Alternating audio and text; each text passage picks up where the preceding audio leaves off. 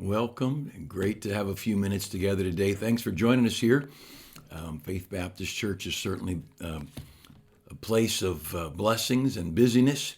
I'm just looking at a card here from one of our couples. I'm not sure what you can see, but Nate and Marissa Patton.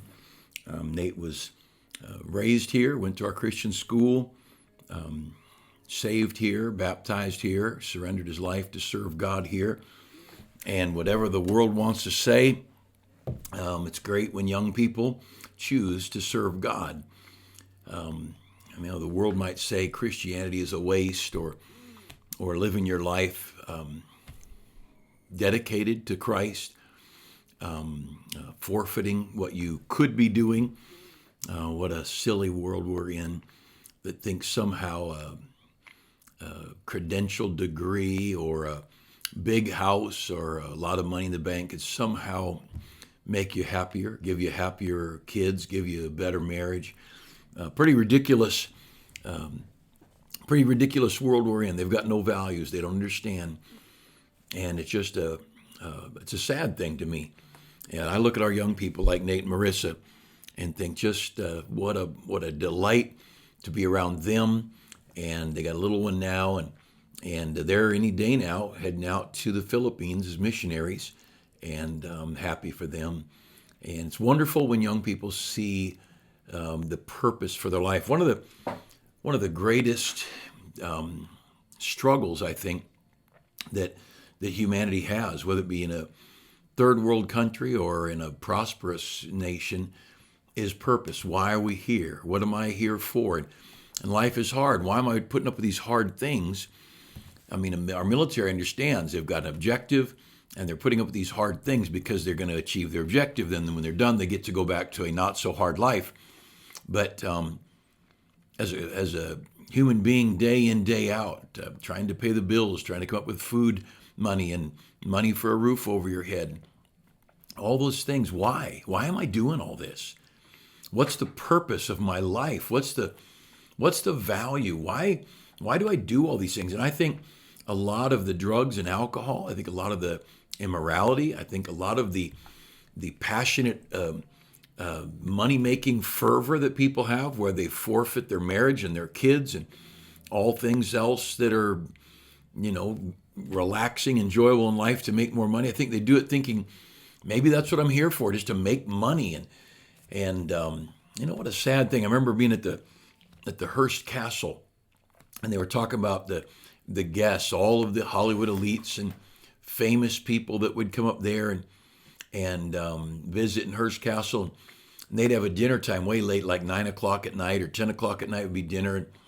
And he'd join the people for dinner, and then they'd stay up and do whatever evil and who knows what they would do the rest of the night, drinking and whatever.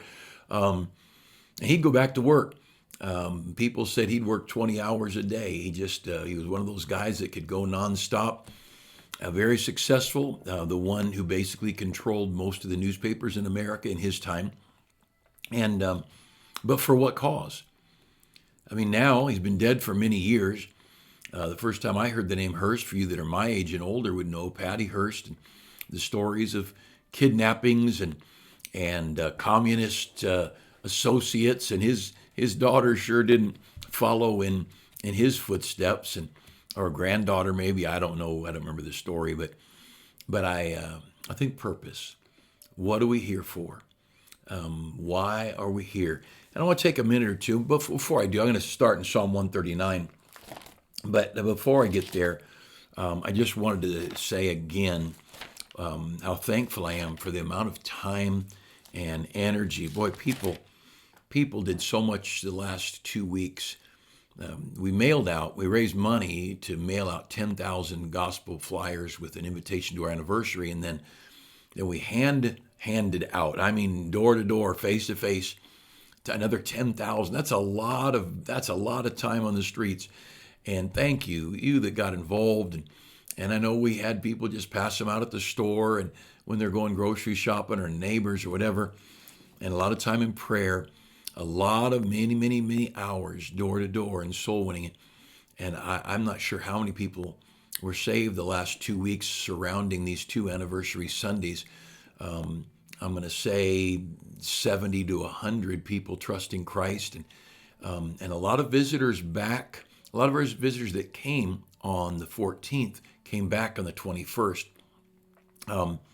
We had a different, I don't know what you'd call it, a different type of visitors, I guess you might say, but than a normal big day. It just was a very special day, and I'm so very thankful for the work and just how good God was, how much we got to be a part of and get to see.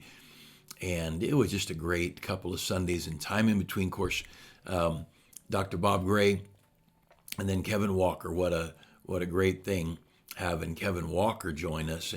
And obviously Monday and Tuesday night we lost out on having Alan Domley. We'll have to bump him. It was all settled, and Monday morning I'm up and I'm running and I'm out running around getting things together for the Monday night service, and I get a call from him and said, my flight's been canceled. And then there's another flight been canceled. And he said, I might be able to get there sometime Monday night. And found one flight he could land at midnight Monday night. And we thought, well, you can come for Tuesday. I thought, why come just for one day? Let's just wait and come for a Monday, Tuesday, or Monday, Tuesday, Wednesday later on. And that was the decision we made. So I was down here on Monday night around 7 in case anybody didn't get the word and they showed up. I tried. I got everybody texting and calling, and I hope everybody got word and hope I didn't miss anybody. And if you did end up at church and found the gates locked, I'm sorry. Sorry if you've taken the time to get your family together to come. But we had a great couple of weeks. And Sunday night, at the outdoor service, Brother Valdez has been sick. He came, he sat off the side, and he translated with me.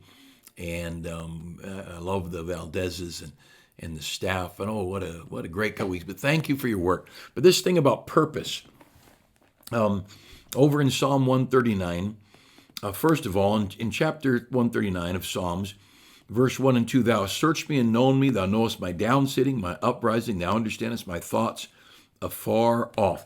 God knows all about us.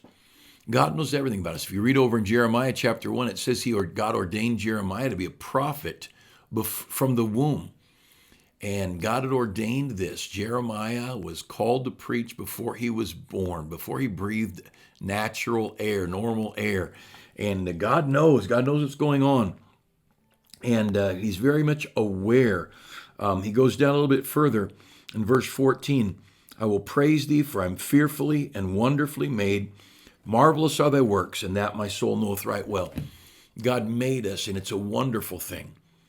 That little baby, it's a wonderful thing. That little baby of my, the newest grandchild in our family, Nestor's little boy is not born yet, but Josiah and Ruth Ann have that little Marianne, and that little baby, there's nothing little about her. She certainly conquered anorexia, but her life matters already. God has already got a plan and a purpose for that little girl's life, and He's got a direction for her. Now, those directions, I mean, you read Christian history and you read the stories of great people in the secular world or the sacred world, and you know there's some very difficult roads and there's some very blessed paths. And I think of my sister, who has been, I'm going to say for 35 years, been teaching in our school and running her bus route, and the number of people whose lives have been touched by her. She's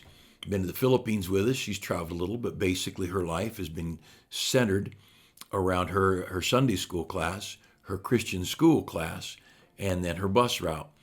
And she's lived a life of service. She has devoted her life to the great work of influencing people for God and for eternity. And what an impact and what great rewards are laid up in heaven for someone like that. God's got a purpose for people. Nate, thinking about Nate and Marissa going to the Philippines, and we would pray for them, and I hope you'll pray for them. There's a lot of adjustments moving to another country, a lot of adjustments moving to a third world country, and then being in the ministry. They're going to be working under our dear friends, Doug and Angie Marco, and putting people together on the mission field is not always easy. And so if you'd pray, but there's a lot of adjustments, but pray for them. But God's got a will, and God's got a plan, and God has a purpose for these lives. We recently met somebody who's a missionary, and it happened that the wife of the missionary had, as a little girl, in her heart, surrendered her heart to go to that country that she is now in. And as a little girl, she made the decision, and she hadn't met, or just a little girl. She didn't know who she was going to marry, and she didn't know what her future held, but she really believed that that country was where God wanted her to be. God had a purpose and a plan, and there's such a fulfillment in knowing the will of God. And the poor ladies, especially in this culture, if you're not just skinny enough, and if your hair's not just right, and if you don't get the right career, or you're not the right kind of athlete or whatever, and all these unfulfilled expectations. And if a lady to realize, here's what the will of God is for a lady. Number one, you want to get saved. Number two, you want to get to know God personally. And number three, walk with him, and he'll show you the path, and he'll bring you fulfillment. And so much of the world, they're being told that a family is not fulfilling, that for a lady to be married and have children, what an empty, shallow life. And that is the most fulfilling thing on the planet. Now, in our culture, most ladies, I don't know about most, but a huge number of ladies need to work part-time or some full-time to help keep the bills paid. Very expensive world we live in. Or we have too much stuff. I don't know which to say. But regardless, but so there's a job maybe, but the fulfillment of a good marriage, the fulfillment of children who grow up. Over in Proverbs 31, it says, her children rise up and call her blessed. Her husband also, and he praiseth her. And the fulfillment that you don't have to be the CEO. You don't have to be the girl who can beat up the guys in the cop shows or the spy movies. You don't have to be the seductive temptress who leads people astray and to somehow find your fulfillment. And God fulfills us. And the big hurt in our culture is people aren't getting saved. They aren't getting to know God. And this ought to happen in their childhood. As a child, young people ought to grow up. They ought to get saved. They ought to get to know God. They ought to get to know that God loves them and has a plan for them. They ought to be urged to surrender their life to God. They ought to be in an environment where surrendering to God is the most refreshing thing. And then to know that God has a plan for me, has a purpose. Now, when you have physical problems, handicaps, when you have difficulties in life from poverty, education, from family. Some of the best teenagers in our church, their parents never sit in church with them. Young people who love God, young people who will witness and witness in their public schools and love our church, or young people who've finally gotten out of the public school into our Christian school, and through the generous givings of some people in our church. Some of these young people that their parents wouldn't have the money or wouldn't give the money to put them in a Christian school, a private school. These young people are there, and they're doing it all on their own, just their heart for God. And what a refreshing thing. These are young people who are learning that God has a plan for my life. Now you run off into worldliness, you hunger for materialism, a hunger for drugs or liquor, a licentious lifestyle, gambling, and whatever kind of corruption that goes on. You start following that, then it takes away all the purpose. Your purpose gambling's not fulfilling. Drugs and liquor aren't fulfilling. Multiple partners that's not fulfilling. This is fulfilling. This relationship with God. He says in Psalm 139, verse 17, how precious also are thy thoughts unto me, O God, how great is the sum of them.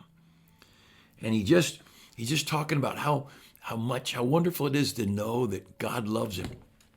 Jesus came to satisfy you. Jesus came to fulfill you, to give you a purpose. And, okay, we get older, we get sick. Everybody gets older, everybody gets sick, unless you die. But if you're not going to die, you're going to get older and you're going to get sick. So what do you do when you're sick? Well, you look around and think, what good was my life? Well, if I spend the rest of my life in a bed, I hope I don't. I hope I don't end up in a crippled situation where I can't serve God. But oh, I can look at the years and how merciful God has been. I got this 40th anniversary sticker that we handed out one of the days during the last couple of weeks, and I think for 40 years people have heard about Jesus. Public schools, rest homes, jails, door to door, on bus routes. For 40 years we've tried to urge people to love God and to love right. And for 40 years we've taught this Bible to people and tried to help people surrender to the perfect will of God. It's a great thing knowing God has a plan. God has a plan for your life. And as we get older, that plan does change, obviously. And like the little lady that met Jesus when he was just 8 days old, and she'd been a widow for 60 years, and she held Jesus, that little baby, and held him up and prayed, and that little lady, a widow, basically all of her life. Now she's way up in years. What was her purpose? It said she served God day and night with fasting and prayers. She just spent a whole lot of time in prayer, praying for God's work, praying for God's blessing, praying for God's people. When you're young and healthy, you better be running. Use every ounce of your strength for God. But what is God's will? See, fulfillment comes even in the trial. So there's some marriage pressures. Well, you got two sinners getting married. Of course you're going to have marriage trouble. Just because you're two sinners under the same roof, and there'll be some awkward and difficult. The communication won't be right. But see, the fulfillment comes in knowing I've got these occasional bumps in the road, but my life is fulfilling, doing the will of God. You may end up at a cemetery prematurely. You may find yourself with financial difficulties or facing medical, trauma. But knowing you're on the road of the will of God brings the fulfillment. Knowing God's called you, knowing God has enabled you, knowing that God has blessed you, whether it be a construction worker who teaches a Sunday school class, or a mom who's working out in the secular world as well as raising her children. And as she sees those children get saved and give their hearts to God, the fulfillment. Money is not going to be a fulfillment. What a shallow fulfillment. Money cannot fill the void inside. But you get we have a whole world of people who are being told, if you have enough money, if you have enough fame, if you have enough followers on social media, if you have enough, you get the cutest boyfriend or the prettiest girlfriend or whatever it might be. What an empty world. What an empty world. And so then people start doing stupid things, trying to find fulfillment. And they go off and doing shameful things immorally, or they do wrong with drugs and liquor. And look at the Hollywood crowd, how they chase after every kind of corrupt thing, unbelievable things. Why would they do that? Because they're so unfulfilled, because their lives are so empty. And the great need is to know we're in the will of God. And these young people heading off to Bible college and other colleges right now, pray for them, because they want to navigate all the decisions of life so that they find themselves right, knowing they're right where God wants them to be, knowing that their life matters. And I love to see our young people love God, and it's just a great thing. And I hope you've got a peace in your heart, knowing that you're saved, you're on your way to heaven, knowing that God is with you. And spend time in his book to find that peace that passes all understanding. And the rich, the poor, the famous, the infamous, the person in prison, the person in the convalescent home, the person who nobody knows, they just drive the garbage truck every day somewhere. They've all got health problems. They've all got children that have their battles, and they've all got, if they're married, they have some tensions on occasion. Those things are just life. We're in a troubled world, but the fulfillment is inside, knowing my life's made a difference. And it may not be a monumental giant thing, but I did the will of God, and I influenced my world for good and for God. We have a sad world. That's why we got to get people back in Sunday school. The majority of America does not go to a Sunday school. The majority of America does not open a Bible and read it. Consequently, our children are growing up grasping at the emptiness of the world, trying to somehow find fulfillment, and they go to perversion and they turn to entertainment. They're gamers all night long, or gaming and trying to find fulfillment somewhere. Oh, what an empty world. There's no life like the Christian life. Nothing is fulfilling as living for God.